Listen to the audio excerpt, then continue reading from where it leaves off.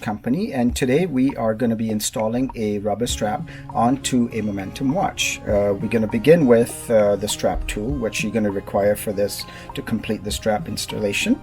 And the strap tool is also available on our website, as well as various different rubber straps and leather straps available.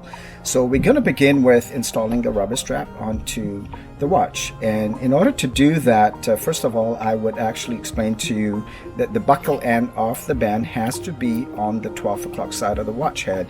So we are going to start with that to begin with, and in order to do that, I'm going to flip the watch around and then facing down. The reason for facing it down is so we do not scratch any parts of the watch on the visible side of the watch.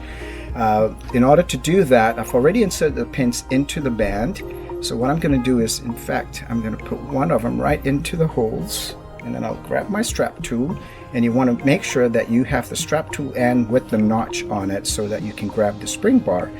And what you will do in this case is get into the notch and push it downwards till it actually catches onto the hole.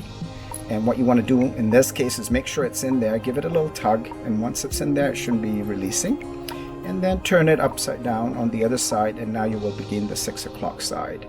And the same applies. You want to make sure you're pushing the pin down and flexing it till you hit the hole, which can usually hear a little click sound on there, and then give it a little tug, and that should complete the installation of the band. Thank you.